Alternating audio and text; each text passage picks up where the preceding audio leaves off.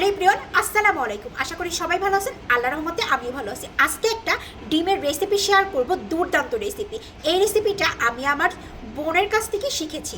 বলতে গেলে রংপুরে আমার কাজিন থাকে, ও আমাকে একবার খুব ছোটোবেলায় এই রেসিপিটা করে খাওয়াইছিল।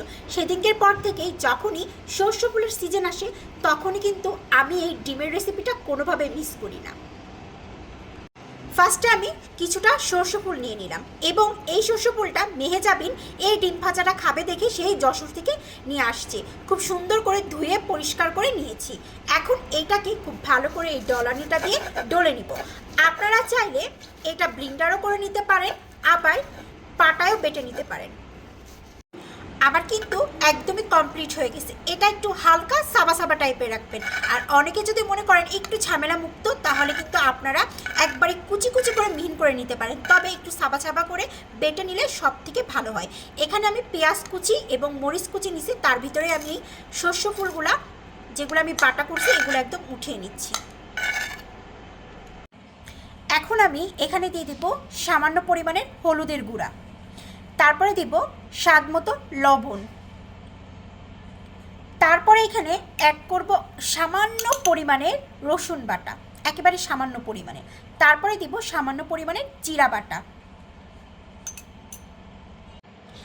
আমি 2টা ডিম দিব, কারণ আমি 2টা ডিমের পরিমাণ মতনই সব কিছু অ্যাড করছি।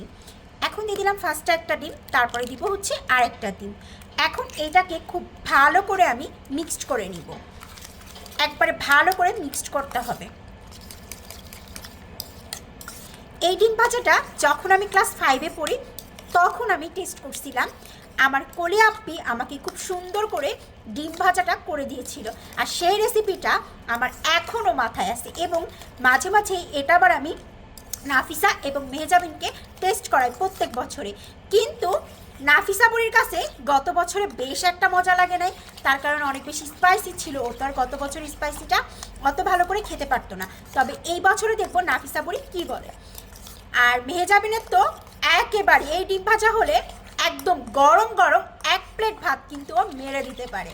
যাই হোক, আপনাদের সাথে গল্প করতে করতে কিন্তু আমার ডিমটা খুব সুন্দর করে মিক্স করা কমপ্লিট হয়ে গেছে। এখন গরম তেলের পরে দিয়ে ভেজে নিব।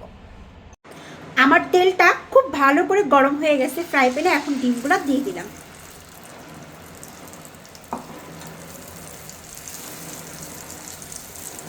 এই ডিমটা খুব কড়া করে ভাজতে হবে এবং মিডিয়াম আঁচে রেখে ভেজতে হবে। চুলার আগুনটা একদম মিডিয়াম আঁচে রেখে খুব সুন্দর করে আস্তে আস্তে ডিমটা ভেজে নিতে হবে কড়া করে।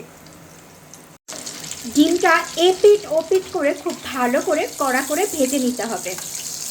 এই ডিম ভাজাটা যখন আমি ক্লাস 5-এ ফার্স্ট টাইম খেয়েছিলাম তখন কিন্তু আমাদের কম্পিটিশন চলতেছিল, মানে আমার আর আমার বোনের, কোলে আপ্পির দুজনের ছিল সর্ষে ফুল দিয়ে ডিম ভাজা, আর আমার বড় বোন কেয়াপুর এবং টুম্পাপুর মধ্যে ছিল বাদাম ভর্তা। মাঝে মাঝেই শীতের সিজনে কিন্তু এই কথাগুলো খুব মনে পড়ে যায়, কারণ ছোটোবেলা না খুব একটা আনন্দের সময় পার করছি। এপিট ওপিট করে খুব ভালো করে সময় নিয়ে কড়া করে ডিমটা ভেজে ফেলছি। এখন পিস পিস করতেছি মেহেজাবিন, নাফিসা এবং আমার আম্মুর জন্য আর আমার জন্য, কারণ আমার আম্মুও খুব পছন্দ করে।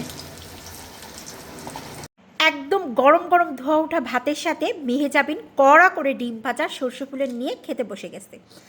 এখন কিন্তু অ্যাভেলেবেল সর্ষে ফুল পাওয়া যাচ্ছে এবং ঢাকা শহরেও পাওয়া যায়, বাজারে এখন সব কিছুই ওঠে। আপনারা চাইলে এই রেসিপিটা শেয়ার করে ডিম ভাজা খেয়ে দেখেন, একদম অন্যরকম একটা মজা পাবেন এবং অন্যরকম একটা স্বাদ। মেহজাবিন, কেমন হয়েছে বলো? একটা কথা কি জানো? কে?